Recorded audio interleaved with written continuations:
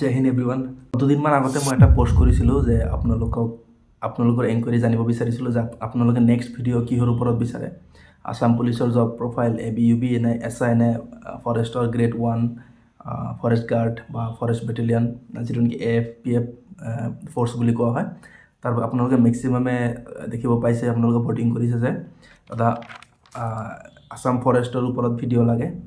গতিকে আজি মই ভিডিঅ'টো অলপ লেংদি হ'ব পাৰে, মই একদম কমপ্লিটলি আছাম পুলিচৰ পৰা কেনেকৈ ছেপাৰেট হয় আছাম ফৰেষ্টটো তাৰ ওপৰত ভিডিঅ' বনাইছোঁ। আপোনালোকে নিশ্চয় ভাল পাইছে, বহুত মই আনএক্সপেক্টেডভাৱে আপোনালোকে মৰম দিছে, বহুত ভাল লাগিছে, তাৰ কাৰণে সকলোকে থেংকছ জনাইছোঁ। তাৰপিছত আজি আমি কথা পাতিম আছাম ফৰেষ্টৰ grade 1 AFPF Assam forest protection force যিটো আছে আৰু ফৰেষ্ট গাৰ্ড।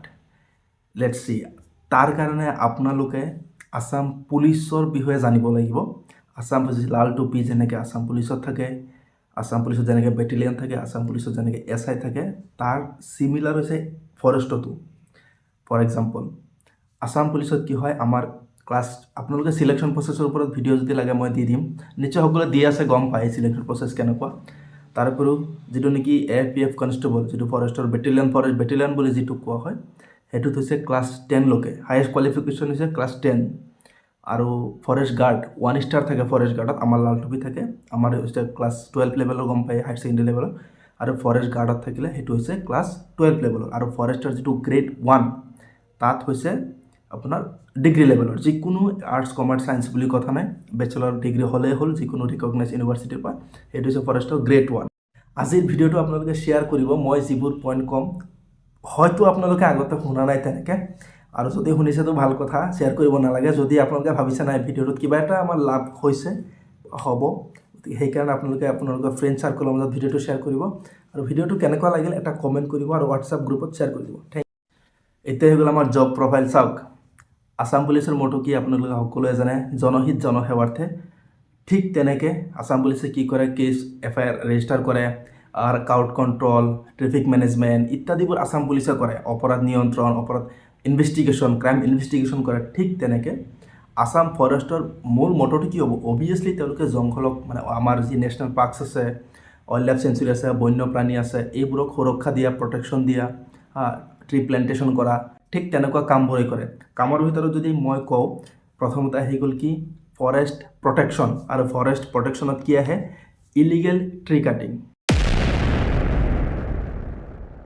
আপোনালোকে গম পায় যে ফৰেষ্টত মানুহে কি কৰে, জংঘল কাটি লৈ আহে, বিভিন্ন ধৰণৰ গছ গছনি, এইবোৰ প্ৰটেকশ্যন দিয়া হৈছে কোন, ফৰেষ্ট হওক, ফৰেষ্ট গাৰ্ড হওক, ফৰেষ্ট বেটেলিয়ন হওক, ফৰেষ্টৰ গ্ৰেড 1 হওক, এই সকলোৰে কাম কি, মুখ্য কাম হৈছে AI। তেওঁলোকৰ মাজত মানে ৰেংকৰ অলপ ভাগ বতৰা থাকিব পাৰে, কামৰ অলপ হেৰি, কিন্তু তেওঁলোকৰ মুখ্য কাম হৈছে AI। আপোনালোকে যদি বিচাৰে ফৰেষ্টৰ গ্ৰেড 1ত যাম, ফৰেষ্ট বেটেলিয়নত যাম, ফৰেষ্ট গাৰ্ডত যাম, আপোনালোকে প্ৰাইমেৰী ৱৰ্ক হৈছে আপোনালোকৰ AI, প্ৰাইমেৰী ডিউটি। তাৰপিছত আহি গ'ল ফৰেষ্ট ইনক্ৰচমেণ্ট কণ্ট্ৰল কৰনা। চাওক, আমাৰ ডক্টৰ হিমন্ত বিশ্ব শৰ্মাই বৰ্তমান যি কৰি আছে, যে ফৰেষ্ট এৰিয়াত থকা যিবোৰ মাটি মানুহে কব্জা কৰি লৈছে, ৰাইজে কব্জা কৰিছে, সেইবোৰ ওলাই আছে নে নাই। গতিকে সিদিনা মই যি থানাত আছোঁ, সেই থানাৰ আণ্ডাৰতেই ফৰেষ্টৰ পৰা প্ৰায় 5,000 বিঘা মাটি কব্জা কৰিছে, চৰকাৰে লৈছে, আগতে মানে মানুহে কব্জা কৰি লৈছিলে। গতিকে এইবোৰ কি কব্জা কৰাও বা এইবোৰত মানে চোৱা চিতা কৰা হৈছে ফৰেষ্টৰ দায়িত্ব। তাৰপিছত আহি ৰিজাৰ্ভ ফৰেষ্ট এৰিয়া প্ৰটেক্ট কৰা। চাওক, আপোনালোকে চাব, কিতাপে পত্ৰই পাব যে আমুকটো নেশ্যনেল পাৰ্কক আগতে প্ৰটেক্টেড এৰিয়া হিচাপে ঘোষণা কৰিছিল, তাৰপিছত তাক নেশ্যনেল পাৰ্কছলৈ উন্নীত কৰিছে। ঠিক বুজি পাইছেনে কথাটো। গতিকে নেশ্যনেল পাৰ্কছ, ৱাইল্ড লাইফ চেঞ্চুৰীৰ লগতে যিবোৰ নেকি প্ৰটেক্টেড এৰিয়া আছে, সেয়াও চোৱা চিতা কৰাৰ দায়িত্ব হৈছে ফৰেষ্টৰ। মই কৈছোঁ নাই, বেটেলিয়ন হওক, গাৰ্ড হওক, গ্ৰেড 1 হওক, ডিভিজন হওক, ৰেঞ্জাৰ হওক, এয়াই দায়িত্ব, এয়াই হৈছে মূল কাম। তাৰপিছত আহি গ'ল বন সীমাৰ চোৱা চিতা কৰা, মানে ফৰেষ্টৰ যিবোৰ এৰিয়া আছে, মানে ধৰক কিছুমান এৰিয়া আছে অসম মিজোৰাম, অসম মেঘালয়ৰ লগত এনেকৈ লাগি আছে, মানে নেশ্যনেল পাৰ্কছ হওক বা ৱাইল্ড লাইফ চেঞ্চুৰী হওক, সেইবোৰৰ মানে কি সীমা চোৱা চিতা কৰা হৈছে কি ফৰেষ্টৰৰ দায়িত্ব। তাৰপিছত যিটো মুখ্য কাম বুলি ক'ব পাৰি, সেইটো হৈছে বন্যপ্ৰাণী সুৰক্ষা। চাওক, আগতে অসমত গড় বহুত হত্যা হৈছিলে, বৰ্তমান তাৰ পৰিমাণটো বহুত কমিছে। সেয়েহে চোৰাং চিকাৰী, যাতে কোনো চোৰাং চিকাৰীয়ে যাতে গড় হত্যা কৰিব নোৱাৰে, সেয়াও চোৱাৰ দায়িত্ব হৈছে কাৰ, ফৰেষ্টৰৰ। তাৰপিছত হৈ গ'ল নেশ্যনেল পাৰ্কছ, ৱাইল্ড লাইফ চেঞ্চুৰীৰ প্ৰটেকশ্যন দিয়াও হৈছে দায়িত্ব। তাৰপিছত আৰু এটা মেইন কাম কি, সেইটো হৈছে হিউমেন এনিমেল কনফ্লিক্ট বন্ধ কৰা। আপোনালোকে চাব গড় বা গড়ৰ লগতো নহয়েই, এইটোৰ লগতো মানুহে খেলিব নাযায়, হাতী আৰু মানুহৰ সংঘাত প্ৰায় পাই থাকে নিউজত। গতিকে এই বস্তুটো ৰক্ষা কৰা হৈছে কি ফৰেষ্টৰ দায়িত্ব। তাৰপিছত আৰু এটা আহি গ'ল বনজুই। চাবচোন আপোনালোকে ফৰেষ্টত বিভিন্ন সময়ত মানে বনজুই হোৱা দেখা যায়। গতিকে এয়াও মানে কম কৰা বা নাইকিয়া কৰাৰ দায়িত্ব কাৰ, ফৰেষ্টৰ। ইয়াৰ উপৰিও মানে নেশ্যনেল পাৰ্কছ হওক, ৱাইল্ড লাইফ চেঞ্চুৰী হওক বা বন হওক, হেৰিত হওক, আপোনালোকে চাব বিভিন্ন সময়ত টি প্লেণ্টেশ্যন কৰে, গছ গছনি ৰুৱে, মানে পৰিৱেশ দিৱসৰ দিনা হওক বা এনেও তেওঁলোকে গছ গছনি ৰুৱেই থাকে। তেওঁলোকৰ হৈছে এটা প্ৰাইমেৰী দায়িত্ব। অৱশ্যে গছ গছনি ৰোৱাটো সকলোৰে দায়িত্ব, কিন্তু ফৰেষ্টৰ ক্ষেত্ৰত তেওঁলোকৰ বেছি ৰেছপনচিবিলিটি আহি যায়। এতিয়া আৰু এটা ইম্পৰ্টেণ্ট পইণ্ট আপোনালোকক মই ক'ম, এইটো চাওক, ফৰেষ্ট বেটেলিয়ন হওক, গাৰ্ড হওক, গ্ৰেড 1 হওক, ৰেঞ্জাৰ হওক, ডিভিজন অফিচাৰ হওক, চবৰে দায়িত্ব ফৰেষ্টক প্ৰটেক্ট কৰা। কিন্তু মই কিছুমান ৰেংক অনুযায়ী কিছুমান ক্ষমতা বেছিকৈ দিয়া হৈছে। যেনেকৈ আমি সকলোৱে জানো, যেনেকৈ আছাম পুলিচ SI ASIত তেওঁলোকে ইনভেষ্টিগেশ্যন কৰিব পাৰে, আমি কৰিব নোৱাৰোঁ। ঠিক তেনেকৈ ফৰেষ্টতো কিছুমান ৰেংক অনুযায়ী কিছুমান কাম থাকে। ফৰ এক্সাম্পল, মই যে অলপ আগত ক'লোঁ যে ফৰেষ্টৰ গছ গছনি কটা, চোৰাং চিকাৰী বন্ধ কৰা, এইবোৰ মানে মাটি কাটি লৈ যোৱা, তেনেকৈ বিভিন্ন কথা মই ক'লোঁ। ফৰ এক্সাম্পল, কোনোবাই কাটিলে গছ গছনি, তাক ধৰিলে। গতিকে এই যে ধৰিলে, তাকতো ধৰি পেলাই এৰি নিদিয়ে, হয় নহয়, মাফ কৰি নিদিয়ে। তাকতো নিশ্চয় তাৰ বস্তুবোৰ চিজ কৰিব লাগিব, তাক জেলত পঠাব লাগিব, FIR ল'ব লাগিব, কোৰ্টত আনিব লাগিব। এই কামবোৰ কোনে কৰিব? নিশ্চয় এজন অফিচাৰ লাগিব। সেয়েহে এই কামবোৰৰ কাৰণে গ্ৰেড 1 লেভেলৰ মানে অফিচাৰ লেভেলৰ কামবোৰ কৰিব পাৰে। গতিকে সহজ অৰ্থত ক'ব গ'লে ইণ্ডিয়ান ফৰেষ্ট এক্ট আৰু ৱাইল্ড লাইফ প্ৰটেকশ্যন এক্টক ইমপ্লিমেণ্ট কৰে কোনে? অফিচাৰে। ফৰেষ্টৰ গ্ৰেড 1ৰ পৰা ওপৰৰ লেভেলৰ অফিচাৰে এই কামবোৰ কৰে। অপৰাধীক গ্ৰেপ্তাৰ কৰে, বস্তু চিজ কৰে, বিভিন্ন গাড়ী ভেহিকলছ, এই সকলোবোৰ চিজ কৰাৰ ক্ষমতা কাৰ আছে? ফৰেষ্টৰ গ্ৰেড 1ৰ আছে। তাৰপিছতো কিছুমান আছে আপোনাৰ কমিউনিটি এণ্ড এৱাৰনেছ প্ৰগ্ৰামছ আছে। ধৰক লোকেল পিপলছক বুজোৱা যে ফৰেষ্টক আমি কেনেকৈ হেৰি কৰি ৰাখিব লাগে। কাৰণ চাওক, মেক্সিমাম টাইমত কি হয়, আমি ধৰক আমি নগাঁৱত আছোঁ, আমিতো আৰু কাজিৰঙাত নাযাম মানে গছ গছনি কাটিবলৈ বা কিবা অপৰাধী হেৰি কৰিবলৈ। ঠিক তেনেকৈ ওচৰ চুবুৰীয়া যিসকল আছে, মই নকওঁ যে ওচৰ চুবুৰীয়াই কাটিব, এটলিষ্ট ওচৰ চুবুৰীয়াই গম পাব যে কোনোবা বাহিৰৰ মানুহে আহি গছ গছনি কাটিব নালাগে। এইখিনি কথা এৱাৰনেছ প্ৰগ্ৰাম কোনে কৰে? দুদিন পিছে পিছে কৰে, কিন্তু এইবোৰ কৰে। যেনেকৈ আছাম পুলিচে VDP লৈ পেলাই, গাঁওৰক্ষী বাহিনী আছে, VDP লৈ পেলাই মিটিং পাতে দুদিন পিছে পিছে, মাহে মাহে, যে গাঁৱত কোনো অচিনাকি ব্যক্তি আহিলে ৰাতি ইমানটা বজাত বা তেওঁলোকে কিছুমান লক্ষণ আমি বুজাই দিয়ে আমাৰ অফিচাৰ্ছে, যে এনেকুৱা যদি লক্ষণ দেখা পায় আপোনালোকে লগে লগে পুলিচক কল কৰিব। কোনোবা ডকাইত আহিব পাৰে, চোৰ আহিব পাৰে, অবৈধ বাংলাদেশী আহিব পাৰে। ঠিক তেনেকৈ লোকেল পিপুলছক লৈ পেলাই প্ৰগ্ৰামবোৰ কৰে ফৰেষ্টৰ অফিচাৰবিলাকে, যে কোনো ধৰণৰ যাতে ইলিগেল, এটলিষ্ট বৰ্ণৰ লগত নহয়, কাজিৰঙা নেশ্যনেল পাৰ্কছৰ লগত যাতে কোনো ধৰণৰ ইলিগেলছ নহয়। তাৰপিছত আপোনালোকে চাব, পুলিচত এতিয়া আমি অফিচাৰ্ছেতো চব কাম মানে চোৱা চিতা কৰাটো পচিবল নহয়। আপুনি ফৰেষ্ট বেটেলিয়নত গৈছে, ফৰেষ্ট গাৰ্ডত গৈছে, গ্ৰেড 1ত গৈছে, গ্ৰেড 1টো বাৰু বাদ দিছোঁ মই, ফৰেষ্ট বেটেলিয়ন বা ফৰেষ্ট গাৰ্ডত গৈছে। যোৱাৰ পিছত আপুনি যে কেৱল ৰাইফল লৈ ডিউটি কৰিব তেনেকুৱা নহয়। পুলিচতো তেনেকুৱা নহয়।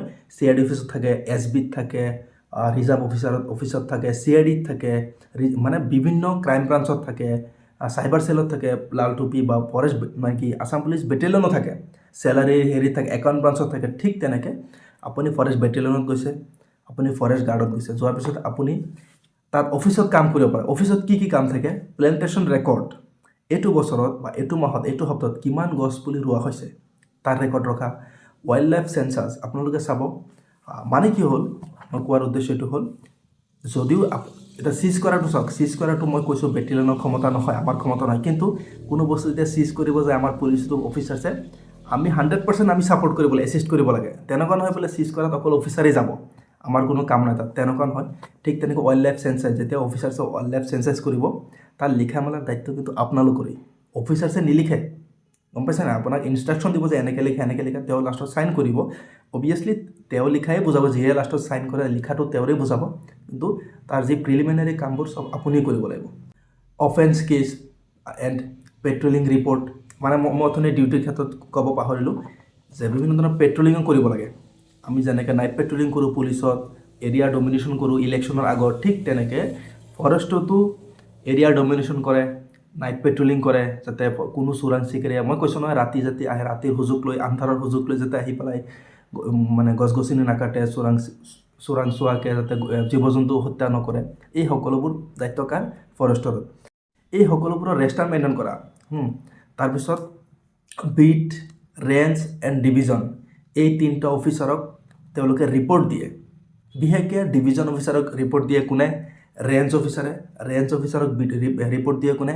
বিট অফিচাৰে। যেনেকৈ পুলিচত কৰে ICয়ে ৰিপৰ্ট দিয়ে OCক, OCয়ে দিয়ে DSPক, DSPয়ে দিয়ে SP মহোদয়ক। ঠিক তেনেকৈ চেইন ছিষ্টেম যায়। তাৰপিছত আহি গ'ল স্পেচিয়েল ফৰেষ্ট অপাৰেশ্যন। কিছুমান টাইমত ফৰেষ্টত অপাৰেশ্যন কৰা হয় স্পেচিয়েল। ধৰক কি হ'ব, ৰিপৰ্ট আহি আছে আজি কাজিৰঙাত গড় হত্যা হৈছে, কালিও আহিছে গড় হত্যা হৈছে। ঠিক তেনেকৈ মানে পেট্ৰলিংটো ডিউটিটো অভিয়াছলি কৰি আছে, তাৰপিছতো এনেকুৱা কিছুমান ৰিপৰ্ট আহি আছে। তাৰপিছত গভমেণ্টে বা সেই ডিষ্ট্ৰিক্টৰ DC মহোদয়, SP মহোদয় বা ৰেঞ্জাৰ, ডিভিজন অফিচাৰ এটা মিটিং পাতি যে কিয় এনেকুৱা হৈছে, এটা আমি অপাৰেশ্যন চলাব লাগে। ঠিক তেনেকৈ আৰু কামাণ্ডো পাৰ্টি আনিব বা তেনেকুৱা পুলিচৰো মানুহ যাব, তেনেকুৱা নহয়। কোঅৰ্ডিনেশ্যন থাকে, তেনেকুৱা নহয় যে ফৰেষ্টৰ ক্ষেত্ৰত অকল ফৰেষ্টই থাকিব। আচ্ছা, ফৰেষ্টৰ যিবোৰ নেকি battalion, AFPF constable, Assam forest protection force, তেওঁলোকে LO ডিউটিও কৰিব লাগে। গম পাইছে? তেওঁলোকে প্লাটুনত থাকিলেতো ভাল, বা য'ত নিয়োজিত হৈ থাকে তাত থাকিলে ভাল, তেওঁলোকে LO ডিউটিও কৰিব লাগে। গম পাইছে? তেনেকুৱা নহয় বোলে ফৰেষ্টত আছোঁ কাৰণে অকল ফৰেষ্টৰ কাম কৰিম, আমি পুলিচত আছোঁ কাৰণে অকল পুলিচৰ কাম কৰিম, তেনেকুৱা নহয়। আমিও সকলো ক্ষেত্ৰতে কোঅৰ্ডিনেশ্যন থাকিব লাগে, সকলো ক্ষেত্ৰতে মিলাপ্ৰীতি থাকিব লাগিব। চ' আপোনালোকে ডিউটি প্ৰফাইলটো নিশ্চয় গম পাইছে। যদি কিবা কনফিউজ থাকে কমেণ্ট কৰিব। এতিয়া হৈ গ'ল আমাৰ ছুটি, লিভ কিমান দিন। চাওক, মই কৈছোঁ নহয়, এজ ৱেল এজ পুলিচত কি পায়? 12 দিন CL পাওঁ, 10 দিন ACL পাওঁ, আকৌ 30 দিন আমি EL পাওঁ। কিন্তু যিসকল বেটেলিয়নত আছে তেওঁলোকে আকৌ 30 দিন এটা APL পায়। ঠিক তেনেকৈ ফৰেষ্টত কি হয় জানে? যোন প্লেন এৰিয়াত আছে, ধৰক নগাঁৱত কিছুমান ফৰেষ্ট আছে, প্লেন এৰিয়াত আছে, তেওঁলোকে 10 দিন CL পাব, 12 দিন EL পাব, 10 দিন CL পাব, 12 দিন ACL পাব, 30 দিন EL পাব। যিসকল নেকি ফৰেষ্ট এৰিয়াত আছে, ছাপ'জ কাজিৰঙা নেশ্যনেল পাৰ্কত আছে, ওৰাং নেশ্যনেল পাৰ্কত আছে, জংঘলৰ ভিতৰত যিসকল সোমাই আছে, তেওঁলোকে আকৌ 1 মাহ APL পাব। ধৰক তেওঁলোকৰ ছুটিটো অলমষ্ট 3 মাহে হৈ যায়, কিন্তু আমাৰ ছুটিটো 55 ডেজ, বা যিসকল ফৰেষ্টত থাকে তেওঁলোকে যিসকলে প্লেন এৰিয়াত থাকে 55-52 ডেজ হৈ যায় অলমষ্ট, তাতকৈ বেছি নহয়। আৰু যদি মই কওঁ ট্ৰেইনিঙৰ ক্ষেত্ৰত কি হয়, মই লাষ্ট ইয়েৰৰ ছাৰ্ভেটোৰ কথা কৈছোঁ। লাষ্ট ইয়েৰ যেনেকৈ হৈছিলে, লাষ্ট ইয়েৰ ফৰেষ্ট যিসকল ফৰেষ্ট গাৰ্ডত 2 মাহ ট্ৰেইনিং হৈছিলে, আৰু তেওঁলোকক এইটো কৈ পেলাই POP হৈছিলে যে তেওঁলোকৰ আকৌ ল ক্লাছ হ'ব পিছলৈ।